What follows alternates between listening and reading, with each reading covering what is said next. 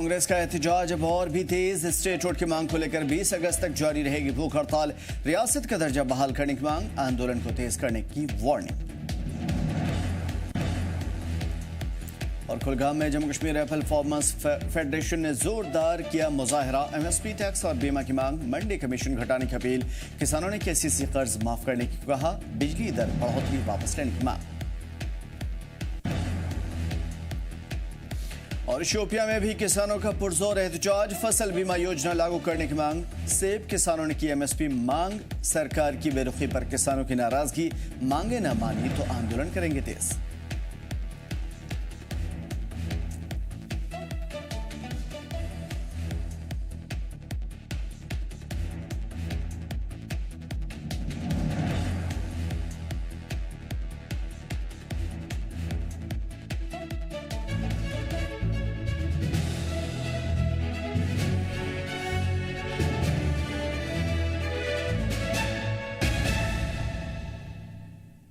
आदाब, नमस्कार। जी जम्मू कश्मीर लद्दाख देख रहे हैं आप। मैं हूं आमिर एहसन, आप सभी के साथ।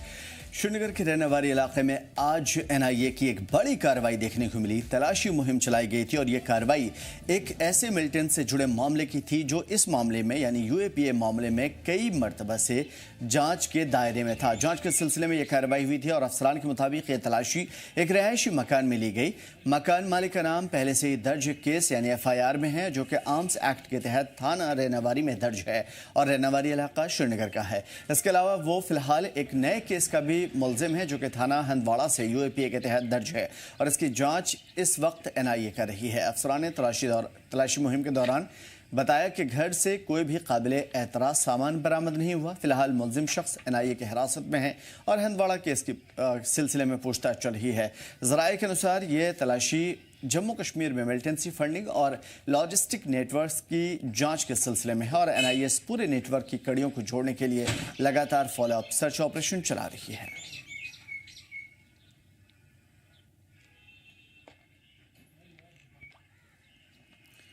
जम्मू कश्मीर के कई इलाके में इस वक्त एनआईए की रेड चल रही है, चाहे वो कुपवाड़ा हो चाहे वो श्रीनगर हो। आज रहनावारी का मामला, जहां पे एक शख्स के घर पे रेड की गई, वजह साफ थी कि मिलिटेंसी या फिर दहशतगर्दी के मामले में यूएपीए के तहत जो केस दर्ज हैं उसकी छानबीन की जा सके और आर्म्स एक्ट के तहत जो कड़ियां नहीं मिल पा रही है यानी सबूत, वो तलाशी जाए। जिस शख्स पे ये रेड हुई थी उसके ऊपर ऑलरेडी कुपवाड़ा में भी और श्रीनगर में भी आर्म्स एक्ट के तहत मामला दर्ज है और इसी सिलसिले में जांच चल रही है। फिलहाल इन तमाम तर मामलों के सिलसिले में आज रहनावारी में जब ये छापामार कार्रवाई हुई थी उस वक्त वहां पे एनआईए को कुछ भी हाथ नहीं लगा, यानी कि एनआईए का हाथ खाली रहा। लेकिन फिर भी कई केस के सिलसिले में इस वक्त आर्म्स एक्ट के तहत ये मामला दर्ज है और इसी की जांच चल रही है।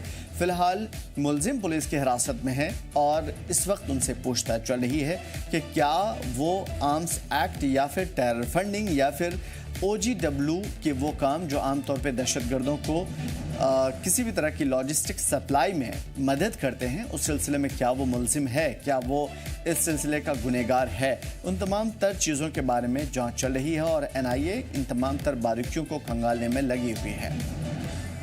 मज़ीद जानकारी के लिए श्रीनगर का रुख कर लेंगे। अमीर हमारे साथ जुड़े हुए हैं। अमीर, एनआईए की तलाशी मुहिम चल रही है, कई तरह की नेटवर्क पे नजर है, तफसीलात चाहेंगे आपसे। वेल डेफिनेटली एनआईए की तरफ से लगातार जो है कंटिन्यूअसली इस तरह के जो है डेवलपमेंट्स देखने को मिल रही हैं और ना सिर्फ एनआईए की बात करें बल्कि अलग अलग जो इन्वेस्टिगेशन एजेंसीज हैं उनकी तरफ से इस तरह की कार्रवाइयां जो है लगातार जम्मू कश्मीर में देखने को मिल रही है। आज बिलखुसूस अगर हम इस कार्रवाई की बात करें जो आज एनआईए की तरफ से की गई है, ये श्रीनगर के एक मकान में की गई थी, उस मकान में जो है वहां पे एक शख्स था जिसका नाम यासिर हयात बताया जा रहा है, यासिर हयात अहंगर। इसके घर में जो है आज ये तलाशी कार्रवाई जो है रेड जो है वो की गई थी।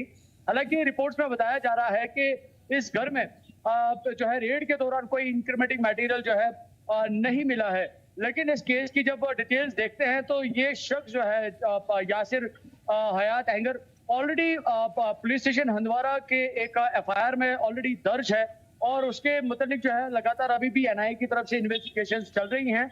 और रिसेंटली इस कार्रवाई की जब हम बात करते हैं तो ये रहनावारी का इलाका पड़ता है जहां पे आज रेड की गई थी और रैनावारी पुलिस स्टेशन में भी जो है इसके नाम को लेकर जो है अभी एफआईआर लॉन्च की गई है। तो कहीं ना कहीं पे, क्योंकि अगर हम प्रीवियस रिकॉर्ड्स की तरफ देखते हैं तो जो हंदवारा का केस है वो अनलॉफुल एक्टिविटीज के अंडर जो है वो किया गया है, यानी कि यूएपीए के अंडर जो है वो एफआईआर लॉन्च की गई है।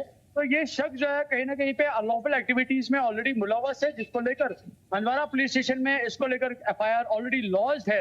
लेकिन अब जिस तरह से इस केस की मजीद तफ्तीश की जा रही है एनआईए की तरफ से, उसी की जो एक कड़ी जो है वो हमें आज देखने को मिल रही है, जिसमें श्रीनगर के एक मकान में जो है आज एनआईए की तरफ से रेड की गई थी, जिसका नाम मैंने अभी जिक्र किया, हयात, इसका यासिर हयात एंगर इसका पूरा जो है नाम है। लेकिन अभी भी ये अंडर एनआईए के अंडर जो है कस्टडी में है। इसकी इन्वेस्टिगेशन जो है करंटली अभी चल रही है, लेकिन अभी तफ्तीश में अभी ये पूरी तरह से नहीं बताया गया है कि जो मटेरियल्स है या किस तरह की वहां पे जो चीजें जो है वो रिकवर की गई हैं। और मजीद जो अभी करंटली रिपोर्ट एनआईए की तरफ से जारी की गई है उसमें ये 2 पुलिस स्टेशन का जिक्र जो है कंफर्मली किया गया है। जो एक प्रीवियस एफआईआर जो है यासिर हयात के बारे में, जो कि पुलिस स्टेशन हंदवारा में दर्ज है, जिसको लेकर एनआईए भी जो है इन्वेस्टिगेट कर रहा है। और दूसरा जो श्रीनगर का मौजूदा जो रैनावारी का पुलिस स्टेशन है वहां पे भी जो है अब इसका एफआईआर लॉन्च है, और उसी एफआईआर के अंडर जो है आज रैनावारी के इसके मकान पे जो है आज एनआईए की रेड की गई है। जी मीर, क्या ये जो अलग अलग इलाके में इसके खिलाफ मामले दर्ज हैं, क्या सेम एक ही तरह की केस है आर्म्स एक्ट या यूएपीए के तहत, या अलग अलग दफात इनके ऊपर दर्ज है? बिल्कुल, ये एक बड़ा इंपॉर्टेंट पॉइंट है। जिस तरह से हमारे सामने डिटेल्स आई हैं उसमें अगर हम हंदवारा पुलिस स्टेशन के एफआईआर की बात करें, उसमें एफआईआर नंबर 69/2025 मेंशन्ड है, और उसमें जब सेक्शंस की हम बात करते हैं वो सेक्शन 13, 17 और 18 है, जो कि यूएपीए के अंडर आते हैं। अब जिस तरह से अगर हम रैनावारी पुलिस स्टेशन की बात करते हैं जहां पे करंटली इसका एफआईआर लॉन्च है, उस एफआईआर नंबर का 84/2025 है, और सेक्शन जो है वो उसमें 7/27 लगाया गया है। यानी कि जो हंदवारा पुलिस स्टेशन में सेक्शंस लगाए गए हैं वो सेक्शन रैनावारी पुलिस स्टेशन का नहीं है। यानी कि 2 अलग अलग पुलिस स्टेशंस में 2 अलग अलग तरीके के जो सेक्शंस जो है इस शख्स के खिलाफ लगाए गए हैं।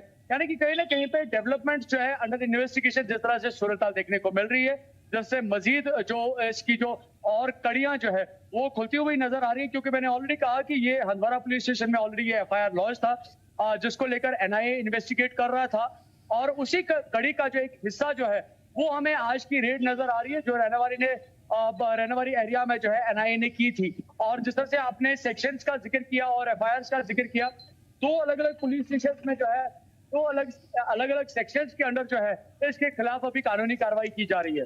जी, बड़ी बात यह है कि इस तरह की मुहिम लगातार जम्मू कश्मीर से दहशतगर्दों को या दहशतगर्दी की जो जड़ है उसे खत्म करने के लिए उस सिलसिले में की जा रही है। हालांकि आज श्रीनगर में रैनावारी में कुछ खास नहीं मिल पाया, लेकिन हाँ इतना जरूर है कि एनआईए के पास ये केस सुपुर्द किया गया है और इसकी गहन जांच चल रही है। बहुत शुक्रिया मेरे तमाम मालूमात के लिए।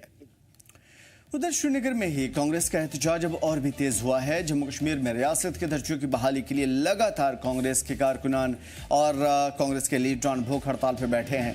पार्टी का कहना है कि जब तक रियासत का दर्जा बहाल नहीं होता तब तक उनका आंदोलन यूं ही जारी रहेगा।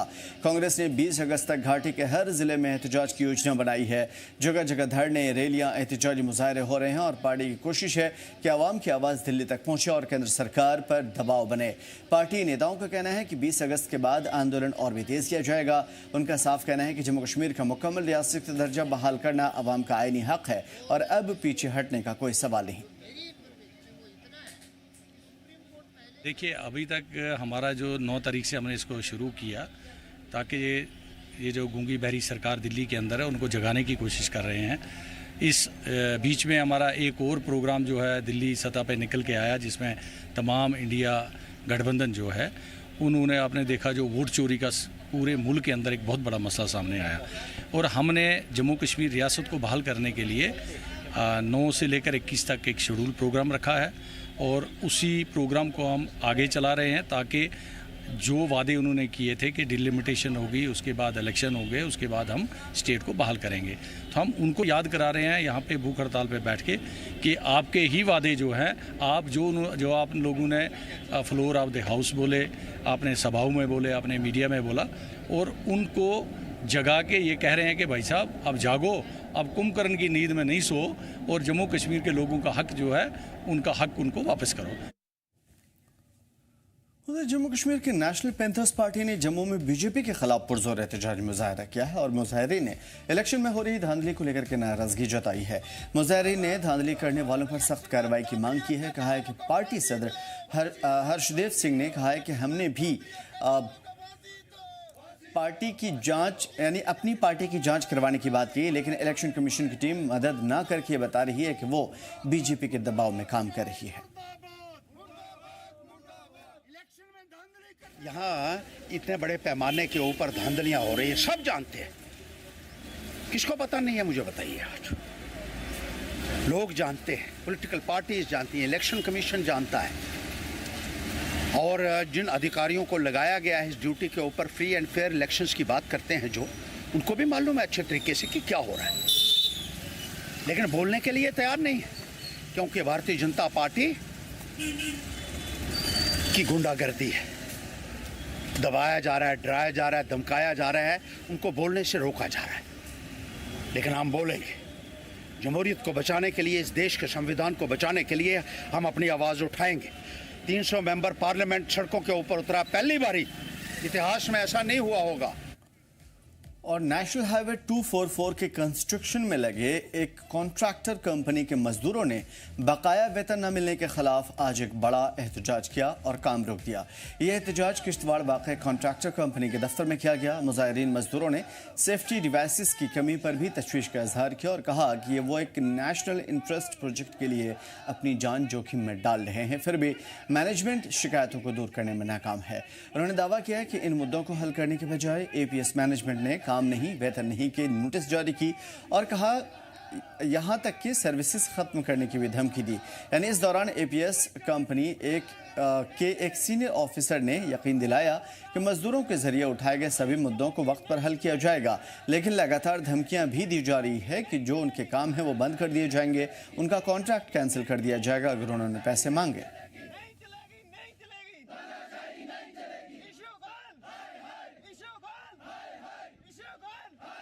हम मजबूर हो चुके हैं, मजबूर हैं, इसलिए आज हमको यहाँ पे सब को इकट्ठा होना पड़ा। हम APS कंपनी के वर्कर हैं, जो APS कंपनी में बैठे हैं हमारे गोयल साहब, इशू गोयल। हम नहीं जानते वो किस पोस्ट पर, वहाँ किस कुर्सी पर बैठे हैं, लेकिन उनकी जो तानाशाही है वो बहुत हद से ज़्यादा बढ़ गई है। हम सैलरी के लिए मांग करते हैं, वो हमको टर्मिनेशन करने की धमकी देते हैं। हमको सिर्फ नहीं, शाम को एक लेटर उन्होंने निकाला, उसमें उन्होंने लिखा काम करो, अगर काम नहीं करोगे तो हम एक तो आपकी सैलरी ज़ब्त करेंगे, ऊपर से टर्मिनेट कर देंगे सबको। अब आप बोलो कि ये कौन सा रूल है, ये किस लॉ के अकॉर्डिंग इन्होंने वो नोटिस निकाली, कौन सा पॉइंट किस कानून की किताब में इन्होंने उठाया कि ये पॉइंट जी लागू होना चाहिए। जब से यानी 2021 से कंपनी यानी इधर आई है, तब से यानी वर्करों को यानी सही तरीके से सेफ्टी प्रोवाइड नहीं करते हैं। ना हेलमेट होता है वर्करों को, ना जूता होता है, ना जैकेट होती है। अगर वर्करों को हम रोकते हैं सेफ्टी के बिना काम न करने से, उसमें DPM यानी जो स्ट्रक्चर का है वो आता है, वो उनको ज़बरदस्ती से काम कराता है, भाई आप काम करो, आपको कोई कुछ नहीं बोलेगा, हम इधर है, हम खुद देख लेंगे। इस वक्त मैं APS कंपनी के वर्कर्स जहां पर रहते हैं वहां पर मौजूद हूं। आपको मैं बता दूं, APS कंपनी जो है वो किश्तवाड़ में जो है हाईवेज़ का काम करती है, हाईवेज़ जो है रोड्स बनाती है, लेकिन इस वक्त जो मैं आपको बता दूं तो कहीं ना कहीं जो वर्कर्स हैं उनका जो है वो प्रोटेस्ट चल रहा है। प्रोटेस्ट किसको लेकर चल रहा है, क्या कुछ डिमांड है, आपको मैं बता दूँ। क्योंकि सबसे अगर पहला मुद्दा है वो सैलरी का है, क्योंकि त्यौहार चल रहे हैं, लेकिन कहीं ना कहीं जो है वर्कर्स जो है वो सैलरी से महरूम है। साफ तौर पर कहना है कि हमें 2-2, 3-3 महीने महीने के बाद जो है वो सैलरी दी जाती है, लेकिन उस सैलरी को देने से पहले भी हमें जो है वो कहीं ना कहीं जो है वो धमकियाँ दी जाती हैं, हमारे लिए जो है वो टर्मिनेशन लेटर्स निकाले जाते हैं, अगर आप काम नहीं करोगे तो आपको टर्मिनेट किया जाएगा। लेकिन उसके साथ साथ वर्कर्स का ये भी कहना है कि कंपनी जो है वो सेफ्टी मेजर्स इक्विपमेंट जो है वो प्रोवाइड नहीं करती है, जिसके बावजूद जो है वो जो है साइट पर जो है हादसे होते रहते। आपने पहले भी सुना होगा कि पावर प्रोजेक्ट्स में जो है हादसे आए दिन होते रहते हैं, जिनमें जो है वो लोग जो है वो अपनी जानें गंवा देते हैं। लेकिन अगर वर्कर्स की अगर हम बात करें तो उनका साफ तौर पर कहना है कि जहां पर हम वर्क्स करते हैं, जहां पर हम काम करते हैं, वहां पर किसी भी किस्म का जो है वो सेफ्टी मेजर्स जो है वो नहीं उठाए जाते हैं, चाहे वो उनके हेलमेट्स हो, चाहे उनके शूज़ हो, चाहे उनको जो है हार्न हुक्स दिए जाते हैं जहां पर वो काम करें, लेकिन उनसे महरूम किया जाता है। तो कहीं ना कहीं जब ये आवाज़ें जो है वो अपने मैनेजमेंट तक पहुँचाते हैं तो कहीं ना कहीं इनके लिए फिर उसके बाद जो है वो लेटर्स निकाले जाते हैं कि अगर आप काम नहीं करोगे आपकी सैलरी जो है वो विदहेल्ड की जाएगी और आपको जो है वो टर्मिनेट किया जाएगा। जी जम्मू कश्मीर लद्दाख के लिए मुंतसिर गिरी किश्तवाड़ से। और उधर बानिहाल बाजार में भी एक अहम कार्रवाई हुई है। आज नायब तहसीलदार जाकिर अहमद की अगुवाई में एक स्पेशल इंस्पेक्शन टीम ने होटल्स और फूड आउटलेट्स पर अचानक छापामार कार्रवाई की। वजह साफ है, लगातार आ रही शिकायतों के बाद, यानी खाने और खाने की क्वालिटी के बारे में शिकायतें जो आ रही थी, उस सिलसिले में छापेमार कार्रवाई हुई। इस टीम में TSO Shyam Singh, food inspector Balvir Singh, EO municipality Ishan Chopra समेत रेवेन्यू डिपार्टमेंट और पुलिस के फूड सेफ्टी के अफसरान शामिल थे। तहसीलदार अमजद हुसैन ने बताया कि यह कार्रवाई उस वक्त शुरू हुई जब खराब नॉन-वेज आइटम्स को बानिहाल के बाहर फेंके जाने की जानकारी मिली थी। फौरन उस सामान को डिस्पोज किया गया और बाजार में सफाई और सेहत का काम और इस सिलसिले में सख्ती बढ़ा दी गई। जांच के सिलसिले में कई दुकानों में मामूली गड़बड़ियां पाई गई और रूल्स तोड़ने वालों के खिलाफ जुर्माने लगाए गए। होटल्स मालिकों को भी साफ हिदायत दी गई कि ख़राब होने वाली चीज़ों को ज़्यादा वक्त तक स्टोर ना करके रखें और कड़ी कार्रवाई का सामना करने के लिए तैयार हैं। इंतज़ामिया का कहना है कि आने वाले दिनों में ऐसे अचानक इंस्पेक्शन लगातार चलते रहेंगे ताकि लोगों की सेहत से कोई खिलवाड़ ना हो पाए। वहीं कारोबारी मंडल के सदर शादाब वानी ने इस तेज़ कार्रवाई पर इंतज़ामिया का शुक्रिया अदा किया और इसे बाजार की सफाई और आवाम की सलामती के लिए एक अच्छा कदम बताया। तो काफ़ी जगह पे जो है थोड़ी माइनर वायलेशंस पाई गई, उनको बहुत फाइन वगैरह लगाया गया। हमारे नायब तहसीलदार बानिहाल के जो है वो भी साथ में गए थे, फूड की टीम थी अलॉन्ग विद पुलिस ऑल्सो। तो ये सभी लोगों ने जो है बहुत थॉरो इंस्पेक्शन करने के बाद जहाँ नेसेसरी एक्शन लगा फाइन वगैरह करके, और स्ट्रिक्ट इंस्ट्रक्शंस हैं सभी को कि सबसे ज़्यादा हेल्थ एंड हाइजीन का ध्यान रखो, क्योंकि आजकल सभी लोग जो है डिजीज़ वगैरह जो है इतनी प्रिवेलेंट हो चुकी है सोसाइटी के अंदर। उसका रीज़न ये है कि हमारा खाना जो है वो साफ़ नहीं है। सर कितना कुछ चालान हुआ है अभी 2-3 जो जगह है जहाँ पे वायलेशंस पाई गई तो करीब 7-8 हज़ार रुपये का उनका चालान हुआ है अभी तक, लेकिन हैवी चालानिंग आगे होगी और उससे भी ज़्यादा ये होगा कि we will proceed for stricter actions, more stricter actions like cancellation of permissions, cancellation of licences. Nobody will be spared, किसी को स्पेयर नहीं किया जाएगा, क्योंकि पब्लिक की हेल्थ सबसे बड़ा इंपॉर्टेंट चीज़ है, ठीक है। क्योंकि हेल्थ हैजर्ड अगर हो गया पूरे कम्युनिटी के अंदर, वो सबसे बड़ा लॉस हो जाता है किसी भी कम्युनिटी के लिए। करते हैं, जहाँ जहाँ भी जाते हैं सैंपल भी उठाते हैं। हमारी ड्राइव कंटिन्यू है, चल रही है। जो भी हमने चालान भी किए हैं, कोर्ट में भी केस चल रहे हैं और आगे भी हम करते रहेंगे। ये है कि सबसे पहले वो डेट ऑफ एक्सपायरी चेक करें, कोई एक्सपायरी चीज़ ना खरीदें, बेच नंबर देखें, प्रॉपर लेबलिंग देखें, विदाउट लेबलिंग की कोई चीज़ ना खरीदें। देखिए, मैं सबसे पहले तो शुक्रिया अदा करना चाहूँगा हमारी तहसील एडमिनिस्ट्रेशन का कि उन्होंने एक कदम उठाया, क्योंकि देखिए ये जो आज कदम उठाया गया है एडमिनिस्ट्रेशन की तरफ से, ये बहुत ज़रूरी था। क्योंकि देखिए खाना एक ऐसी चीज़ है जो हर घर में जाता है, बेचने वाले भी हम हैं और खाने वाले भी हम हैं, हमारे ही बच्चे इनको खाते हैं, हमारे ही बड़े बुजुर्ग इनको खाते हैं। ये बहुत एक अच्छा स्टेप है हमारी एडमिनिस्ट्रेशन की तरफ से, जिसका हम तहे दिल से शुक्रिया अदा करते हैं हमारी एडमिनिस्ट्रेशन का। ये चीज़ें रेगुलर बेसिस पे होनी चाहिए। मैं एडमिनिस्ट्रेशन से हमारी रिक्वेस्ट करूँगा कि अगर महीने में 30 दिन है तो 30 दिन में एटलीस्ट 3 बार वो चेकिंग करे, मार्केट की रैंडम चेकिंग करे, हर एक अलग अलग जगहों पे अलग अलग तरीके से। जैसे एक दिन रेस्टोरेंट्स को टारगेट कर दिया गया, एक दिन होटल्स को किया, एक दिन एक्सपायरी चेक कर ली गई। ऐसी चेकिंग्स मार्केट में होनी ही होनी चाहिए और हम अपने तहे दिल से एडमिनिस्ट्रेशन के साथ हैं इस चीज़ में, क्योंकि देखिए कहीं पे भी गलत हो रहा होगा, हम उस गलत का साथ कभी भी नहीं देंगे। उधर कुलगाम में Jammu Kashmir Apple farmer federation ने जोरदार प्रोटेस्ट किया, जिसमें बड़ी तादाद में बागबानी से जुड़े हुए लोग शामिल हुए। उन्होंने अपने हक के लिए आवाज़ बुलंद की, सरकार से फौरन कार्रवाई की मांग की। मुजाहिरीन की अहम मांगों में शामिल था सेब के लिए फसल बीमा योजना लागू करना, विदेश से आने वाले सेब पर 100% टैक्स यानी टैरिफ लगाना और MSP लागू करना, मंडी कमीशन चार्ज में कटौती करना, किसान क्रेडिट कार्ड यानी KCC के कर्ज में माफ़ी, हालिया बिजली दरों में बढ़ोतरी वापस लेना। बागबानों का कहना है कि मौजूदा हालात में सेब की खेती बेहद मुश्किल दौर से गुजर रही है। मार्केट में उतार चढ़ाव, लागत बढ़ना और बाहर से आने वाले सेब की सस्ती बिक्री ने मुकामी किसानों की कमर तोड़ रखी है। अगर वक्त रहते कदम नहीं उठाया गया तो हज़ारों परिवारों की रोजी रोटी पर असर पड़ेगा। फेडरेशन के नेताओं ने इंतजामिया से अपील की कि वो जल्द से जल्द बातचीत शुरू करें और ठोस फैसले लें, वरना आंदोलन और भी तेज होगा। एहतजाज कर रहे हैं कुलगाम की सरजमीन पर। हमारा मानना है कि मरकजी सरकार डोनाल्ड ट्रंप के दबाव में न आए।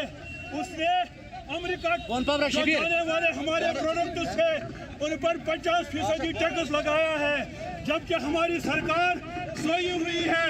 हम डिमांड करते हैं कि यहाँ से हिंदुस्तान से या जम्मू कश्मीर से जो भी आइटम बाहर मुल्कों में जाते हैं उन पर वो टैक्स वापस लिया जाए। और एप्पल पर जो बाहर फॉरेन मुल्कों से माल आता है, अमेरिका से माल आता है, हमारी डिमांड है उस पर 100% टैक्स लगना चाहिए, ताकि हमारी मंडी हमारे सेब किसानों के लिए मुफीद साबित हो। उधर शोपियां में आज ऑल इंडिया किसान सभा की क़यादत में भी किसानों ने जोरदार एहतजाज किया था। इस प्रदर्शन का मकसद था सरकार पर ध्यान उन मुश्किलों की तरफ दिलाना खींचना जिनसे इस वक्त खेती और बागबानी से जुड़े हुए लोग गुजर रहे हैं। किसानों ने साफ कहा है कि अगर हालात नहीं सुधरे तो आंदोलन और तेज किया जाएगा। मुजाहिरीन की मांग है कि सरकार फौरन एक मजबूत क्रॉप इंश्योरेंस स्कीम लागू करे, जिससे मौसम की मार, कीड़ों का हमला और दूसरी कुदरती आफतों से किसानों को बचाया जा सके। किसानों का कहना है कि वो हर साल मेहनत करते हैं, लेकिन एक बार की तबाही उनकी साल भर की कमाई छीन लेती है।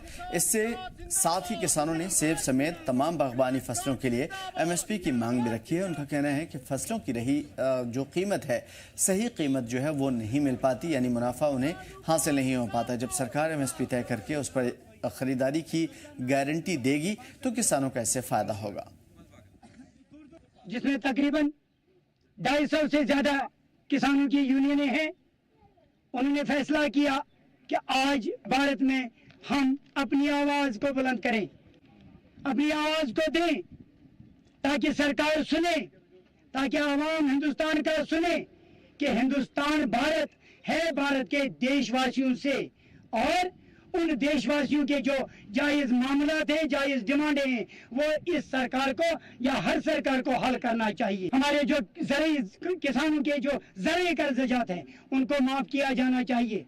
यहाँ ये सरकार 2014 से जो बनी आई है, इस सरकार ने गरीबों, मजलूमों और किसान लोगों का गला घोट दिया। और बडगाम के कृषि विज्ञान केंद्र में मुख्तलिफ महकमों की मदद से और अरीगाम ब्लॉक खान साहब में रूरल क्रेडिट अवेयरनेस वर्कशॉप का एहतमाम किया गया, जिसका मकसद किसानों को सरकारी स्कीमों और फाइनेंशियली रिसोर्सेज की जानकारी देना था। वर्कशॉप में खान साहब MLA सैफुद्दीन भट्ट मेहमान खुसूसी के तौर पर मौजूद थे। अपने खिताब में उन्होंने KVK और इससे मुताल्लिक महकमे की सराहना करते हुए रूरल फाइनेंशियल लिटरेसी और इंस्टीट्यूशनल क्रेडिट की अहमियत पर जोर दिया। उन्होंने कंपटीशन रिफॉर्म प्रोग्राम और HADP के बारे में तफसीली जानकारी दी, जो जम्मू कश्मीर में एग्रीकल्चर सेक्टर को मजबूत बनाने में मददगार साबित होंगे। वर्कशॉप में KVK के हेड प्रोफेसर बिलाल अहमद लोन और डॉक्टर साबिया, डॉक्टर इरम ने किसानों को मुख्तलिफ सरकारी स्कीमों की, क्रेडिट सर्विसेज की और टेक्निकल सपोर्ट के बारे में तफसीली जानकारी दी। किसानों को इंस्टीट्यूशनल क्रेडिट का इस्तेमाल करके जदीद तकनीक से खेती करने के लिए किसानों की हौसला अफजाई की गई और मुकामी किसानों ने इस पहल की सराहना भी की। ऐसी बेदारी प्रोग्राम की ज़रूरत पर जोर दिया जो कि उन्हें जदीद ज़रूरी तरीक़े के बारे में और फाइनेंशियली इंस्ट्रूमेंट के बारे में एजुकेट करते हैं।